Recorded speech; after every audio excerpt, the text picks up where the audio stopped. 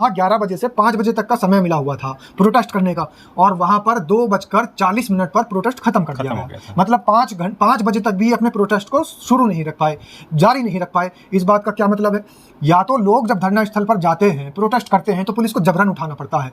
किसान आंदोलन में आप देखिए, पुलिस को जबरन उठाना पड़ा, लेकिन जबरन उठाते उठाते भी 13 महीने किसान टिके रहे।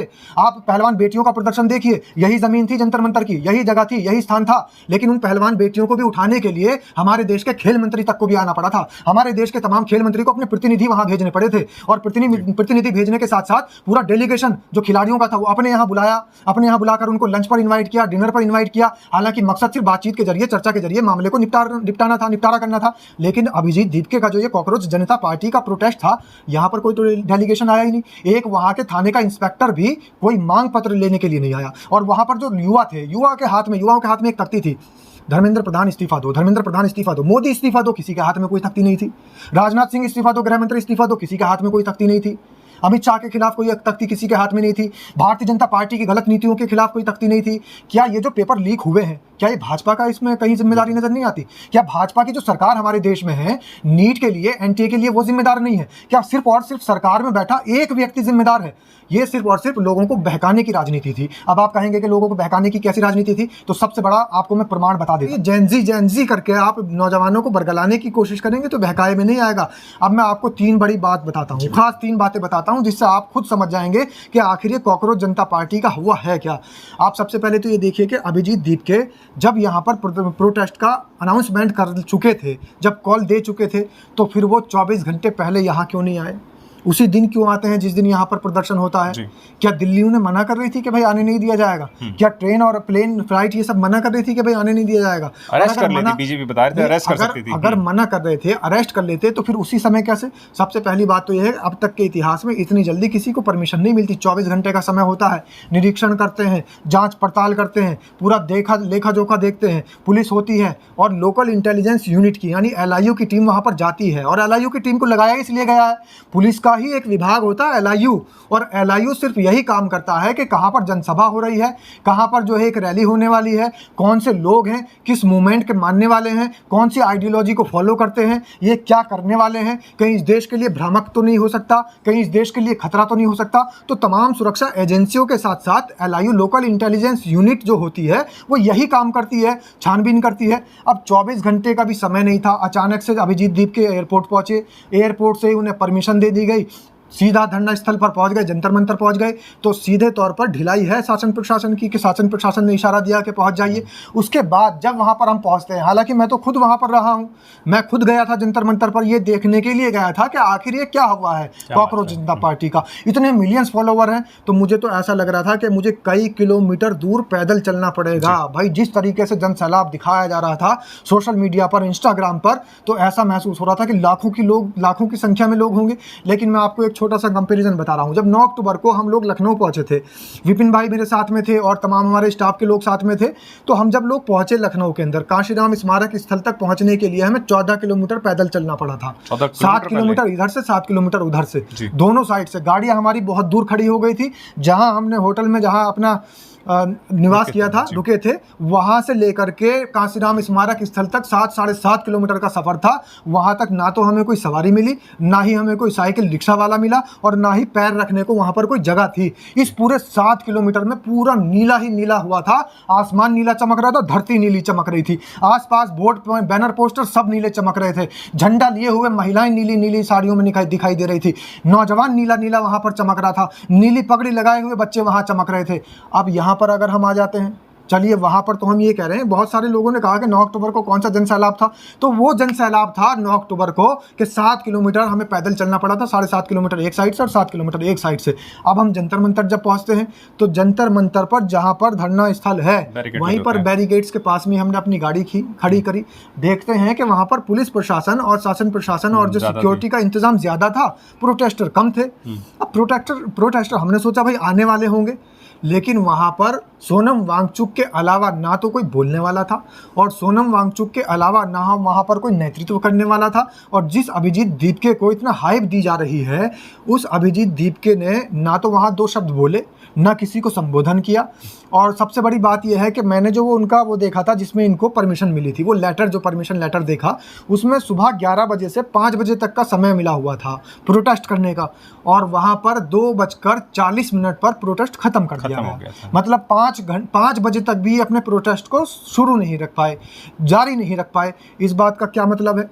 या तो लोग जब धरना स्थल पर जाते हैं, प्रोटेस्ट करते हैं, तो पुलिस को जबरन उठाना पड़ता है। किसान आंदोलन में आप देखिए, पुलिस को जबरन उठाना पड़ा, लेकिन जबरन उठाते उठाते भी 13 महीने किसान टिके रहे। आप पहलवान बेटियों का प्रदर्शन देखिए, यही ज़मीन थी जंतर मंतर की, यही जगह थी, यही स्थान था, लेकिन उन पहलवान बेटियों को भी उठाने के लिए हमारे देश के खेल मंत्री तक को भी आना पड़ा था। हमारे देश के तमाम खेल मंत्री को अपने प्रतिनिधि वहाँ भेजने पड़े थे, और प्रतिनिधि भेजने के साथ साथ पूरा डेलीगेशन जो खिलाड़ियों का था वो अपने यहाँ बुलाकर उनको लंच पर इन्वाइट किया, डिनर पर इन्वाइट किया। हालांकि मकसद सिर्फ बातचीत के जरिए, चर्चा के जरिए मामले को निपटारा करना था। लेकिन अभिजीत दीपके का जो ये कॉकरोच जनता पार्टी का प्रोटेस्ट था, यहाँ पर कोई तो डेलीगेशन आया ही नहीं। एक वहाँ के थाने का इंस्पेक्टर भी कोई मांग पत्र लेने के लिए नहीं आया। और वहाँ पर जो युवा थे, युवाओं के हाथ में एक तख्ती थी, धर्मेंद्र प्रधान इस्तीफा दो, धर्मेंद्र प्रधान इस्तीफा दो, मोदी इस्तीफा दो, किसी के हाथ में कोई तख्ती नहीं थी। राजनाथ सिंह इस्तीफा दो, गृह मंत्री इस्तीफा दो, किसी के हाथ में कोई तख्ती नहीं थी। अमित शाह के खिलाफ कोई तख्ती किसी के हाथ में नहीं थी। भारतीय जनता पार्टी की गलत नीतियों के खिलाफ कोई तख्ती नहीं थी। क्या ये जो पेपर लीक हुए हैं, क्या ये भाजपा का इसमें कहीं जिम्मेदारी नजर नहीं आती? क्या भाजपा की जो सरकार हमारे देश में है, नीट के लिए, एनटीए के लिए, वो जिम्मेदार नहीं है? क्या सिर्फ और सिर्फ सरकार में बैठा एक व्यक्ति जिम्मेदार है? ये सिर्फ और सिर्फ लोगों को बहकाने की राजनीति थी। अब आप कहेंगे कि लोगों को बहकाने की कैसी राजनीति थी, तो सबसे बड़ा आपको मैं प्रमाण बता देता हूँ। हालांकि मैं वीडियो भी बना करके लाया हूँ, वो भी आपको मैं दे दूंगा। वहां पर इस पूरे प्रोटेस्ट में अभिजीत दीपके जब आते हैं, एयरपोर्ट पहुंचते हैं, तो बाबा साहब भीमराव अंबेडकर का फोटो सबसे पहले और संविधान सबसे पहले आगे लहरा देते हैं। फिर जहाँ प्रोटेस्ट होता है, तो प्रोटेस्ट स्थल पर जो स्टेज बना हुआ है, स्टेज पर 2-3 लोगों की ड्यूटी सिर्फ इसलिए लगाई जाती है कि नीला झंडा, उस पर अशोक चक्र लगा हुआ, उसको लहराते रहें, फहराते रहें। देश का झंडा नहीं था। आप ये देखिए कि देश का झंडा भूल गए, लेकिन भीम का झंडा लेकर के वहां पर वो चले। तो इस बात से ये मुझे वहां पर अंदाजा हुआ कि ये लोग जल्दबाजी में देश को पीछे छोड़ गए, प्रोपगेंडा आगे आ गया। और प्रोपगेंडा क्या था कि बहुजन समाज को अपनी तरफ आकर्षित करने के लिए, उनका ध्यान अपनी तरफ आकर्षित करने के लिए, क्योंकि बहुजन समाज किसी की तरफ आकर्षित नहीं होता, या तो देश के तिरंगे की तरफ आकर्षित होता है या फिर नीले झंडे की तरफ आकर्षित होता है। तो नीला झंडा तो वहां पर इन्होंने इसलिए लहराया जिससे कि बहुजन समाज इनकी तरफ आकर्षित हो जाए और बहुजन समाज इस मूवमेंट में जुड़ जाए। और सबसे बड़ी आपको मैं अंदर के राज की बात बता दूं कि इस कॉकरोच जनता पार्टी से ना तो भाजपा को नुकसान है, ना कांग्रेस को नुकसान है। इससे अगर कहीं किसी को ये नुकसान पहुंचाना चाहते हैं, तो बहुजन समाज को नुकसान पहुंचाना चाहते हैं। इस वक्त देश के अंदर जो राजनीति चल रही है, वो दलितों को साधने की राजनीति चल रही है। आप देख सकते हैं, मेरी बात का यकीन मत मानिए, कांग्रेस के नेता को देखिए, राहुल गांधी संविधान लेकर के घूम रहे हैं। अखिलेश यादव सपा के नेता क्या कर रहे हैं? नीला गमछा डाल करके घूम रहे हैं। भाजपा के नेता क्या कर रहे हैं? वो काशीराम को गले लगाने की बात कर रहे हैं। तो ये तमाम नेता जो दूसरी पार्टियों के नेता हैं, वो दलित राजनीति में आगे आ रहे हैं। तो ये इस समय इन लोगों को दिखाई दे रहा है कि अगर दलित वोटों को साधना है, अगर बहुजन समाज की राजनीति करनी है, और अगर बहुजनों को एकजुट होने से रोकना है, तो कोई एक ऐसा मूवमेंट लाना पड़ेगा, कुछ ऐसा करना पड़ेगा। तो ये सिर्फ मात्र एक हथकंडा है बहुजन समाज के लोगों का ध्यान आकर्षित करने के लिए। इसीलिए वो भीम वाला झंडा वहां पर लहराया गया, इसीलिए अभिजीत दीपके संविधान लेकर के आए, लेकिन देश का झंडा भूल गए। मैं वीडियो बना करके लाया हूं, प्रमाण है मेरे पास, देश का झंडा नहीं था और नीला झंडा वहां पर लहराया गया। सिर्फ ये एक साजिश का शिकार सिर्फ वो हो सकता है जो इन बातों को नहीं जानता। जैनजी का नारा देकर के आप नौजवानों को बहका नहीं सकते। वो आप सिर्फ और सिर्फ सोशल मीडिया पर, इंस्टाग्राम पर तो न जाने कितने लोगों के इतने जो फॉलोवर्स हैं। उर्फी जावेद कौन सी देशभक्त है? उसके तो बहुत सारे फॉलोवर हैं। कौन सा इस देश के अंदर उर्फी जावेद साहब देशभक्ति का राग अलाप रही है? उनके तो बहुत सारे फॉलोवर हैं। ऐसे इंस्टाग्राम पर तमाम ऐसे इन्फ्लुएंसर हैं जिनके फॉलोवर्स हैं, उसी का एक पार्ट ये भी है अभिजीत दीप के, इनके भी बस फॉलोवर्स बन गए। अभी इनको चुनावी मैदान में उतरने के लिए पार्टी बनानी पड़ेगी, बहुत सारा काम करना पड़ेगा। एक और मैं आपका लूज पॉइंट इनको बता दूं, मांगने के लिए गए वहां पर कि जी धर्मेंद्र प्रधान इस्तीफा दो, शिक्षा मंत्री इस्तीफा दो, शिक्षा मंत्री इस्तीफा दो, पेपर लीक बंद करो। लेकिन जो एक धरने का एक कायदा होता है, एक कानून होता है, हम क्यों धरना दे रहे हैं? अपनी मांग मनवाने के लिए। आज हमें प्रोटेस्ट करने की ज़रूरत क्यों पड़ी? क्योंकि हमें अपनी मांग को मनवाना है। अपनी मांग मनवाने के लिए हमें एक मांग पत्र लिखना पड़ेगा, मेमोरेंडम बनाना पड़ेगा।